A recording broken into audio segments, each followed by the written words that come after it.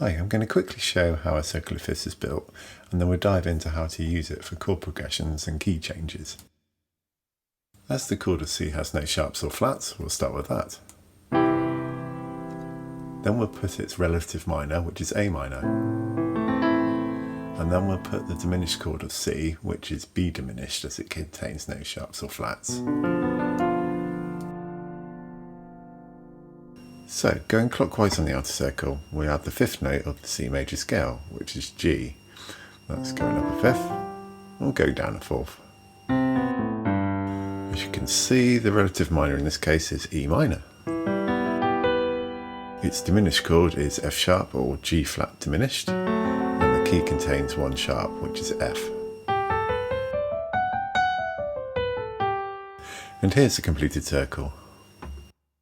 Now, the circular fifths diagrams do not always show the diminished layer, however I think this is quite useful and we'll show why later. You can see as we go clockwise an extra sharp is introduced until we reach F sharp or G flat, which has 6 flats or sharps.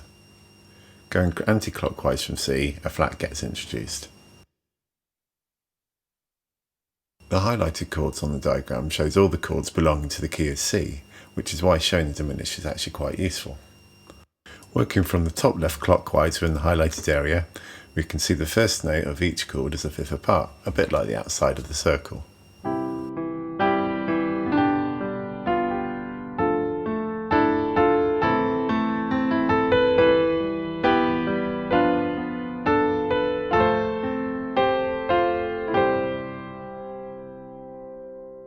And here are the chords in the key of G. The highlighted block just gets rotated.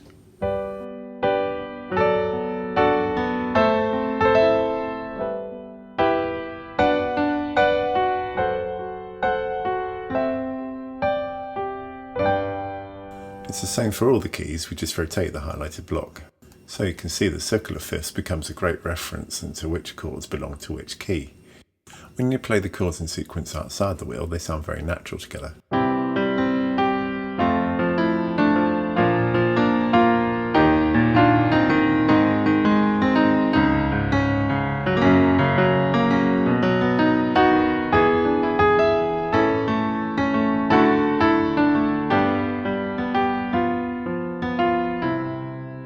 You can also do a rotation in the same key in any direction.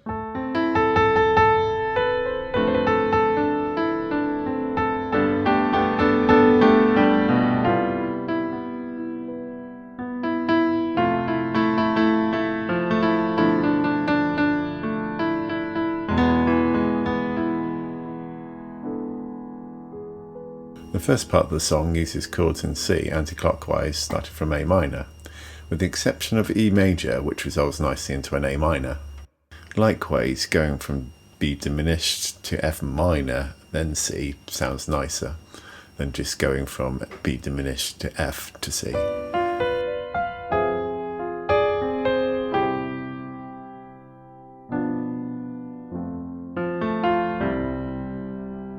Raising or lowering notes in a chord or semitone and finding a common note in the target chord are useful ways to modulate into different keys or to provide tension in the same key.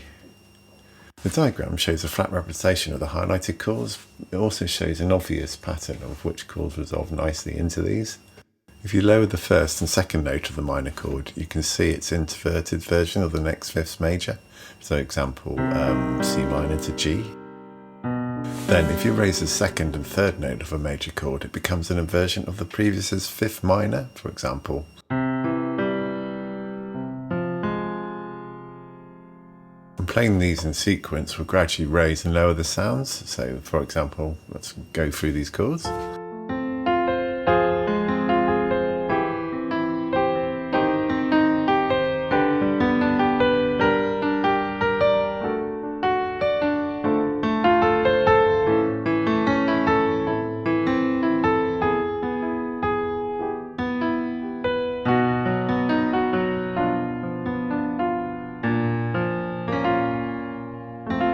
So we can jump into any of these foreign chords and then resolve nicely back into the key of C.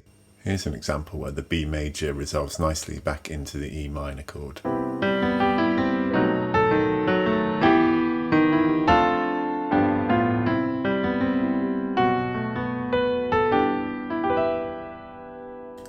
So you can see that using foreign chords in a chord progression can make a piece sound more interesting.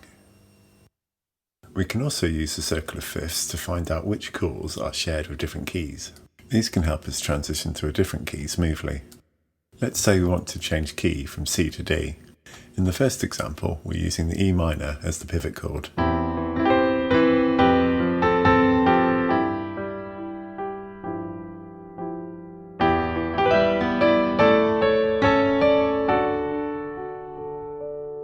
There are other types of pivot chord, but maybe that should be another video. Another way of changing key is by switching from the minor to the major and vice versa.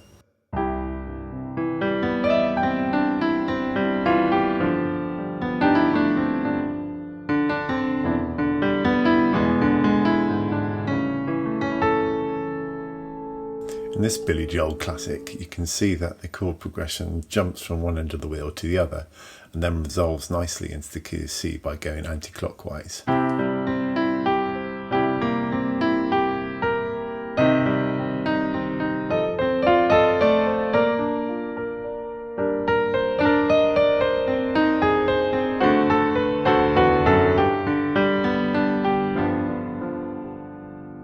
We can see the A flat to D actually works quite nicely because the A flat goes up a semitone to A and the E flat goes down a semitone to D.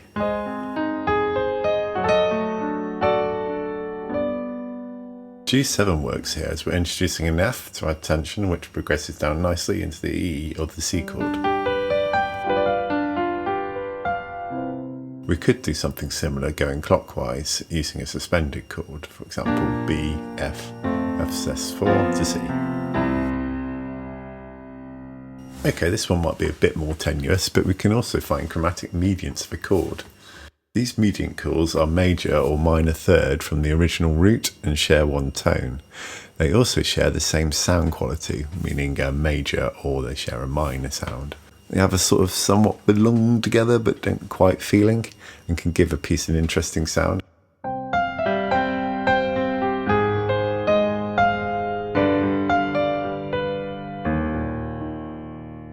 So for example, C major to E flat major. The E, G, A is a minor third away from C and shares a G. The A flat shares the C, the A shares an E, and the E also shares an E. Also, C minor has chromatic mediants, which are A minor, E minor, A flat minor, and E flat minor. So all in all, I actually found the circle of fifths quite an interesting tool to use. I'm using this channel to help me progress with my music, and I'm hoping it will help others on the way. Anyway, if you like this video, please let me know what you think and like and subscribe.